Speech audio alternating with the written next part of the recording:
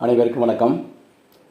சிந்திப்பதற்கு நேரம் எடுத்துக்கொள்ளுங்கள், ஆனால் அதை செயல்படுத்தும் போது அது குறித்து சிந்திப்பதை நிறுத்திவிடுங்கள் என்ற நெப்போலியன் அவர்களின் பொன் வரிகளை நினைவுகூர்ந்து இன்றைய ஆசிரியர் மற்றும் அலுவலக பணியாளர்களின் வேலைவாய்ப்பை பற்றி பார்ப்போம்.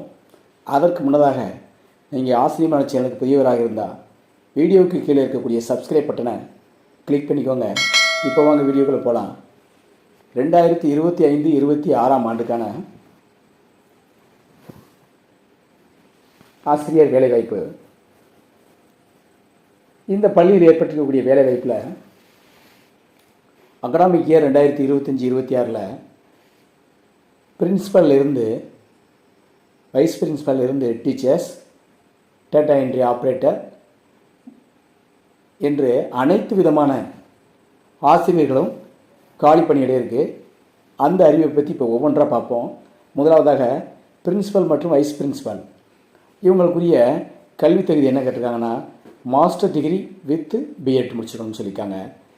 இவங்களோட சப்ஜெக்ட் என்னென்ன கொடுத்துருக்காங்கன்னு பாருங்கள். அதாவது இவங்களுக்கு எக்ஸ்பீரியன்ஸு 5 to 10 இயர்ஸ்க்குள்ளே இருக்கணும்னு சொல்லியிருக்காங்க. அதே மாதிரி வைஸ் பிரின்சிபலுக்கு 2 to 3 இயர்ஸ் எக்ஸ்பீரியன்ஸ் இருக்கணும்னு சொல்லியிருக்காங்க. அதாவது சிபிஎஸ்சி ஸ்கூலில் டெண்டர் பண்ணியிருக்க தெரிஞ்சிருக்கணும்னு சொல்கிறாங்க.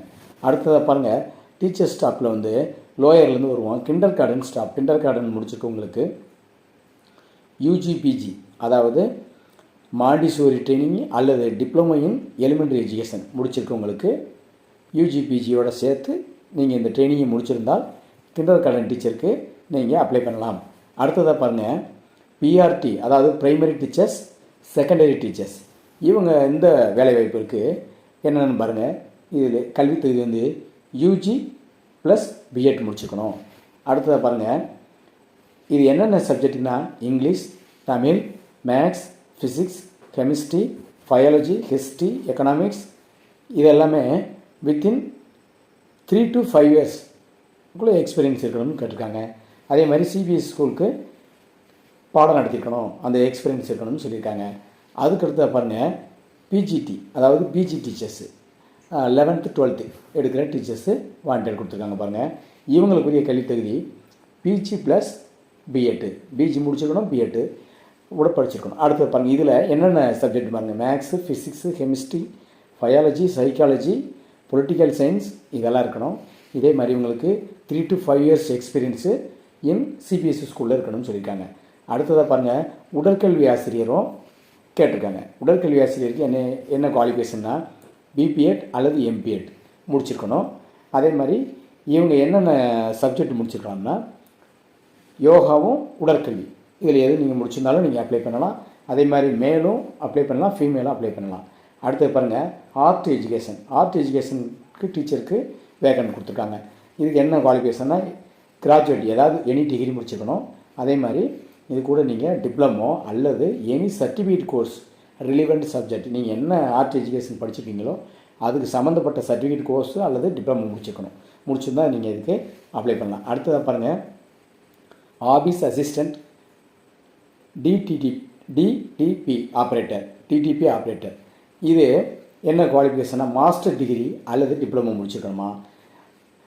கம்ப்யூட்டர் சயின்ஸு, இன்ஜினியரிங், இந்த இடங்களில் வேக்கண்ட் இருக்குன்னு சொல்லிட்டாங்க இந்த ஆஃபீஸ் அசிஸ்டண்ட்டுக்கும் டிடிபி ஆப்ரேட்டருக்கும்.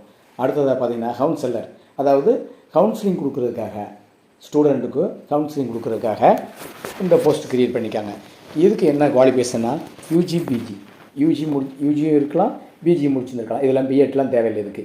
இதுக்கு என்னென்ன சப்ஜெக்ட்னு கொடுத்துருக்காங்க பாருங்கள், psychology, child development, career guidance and counselling.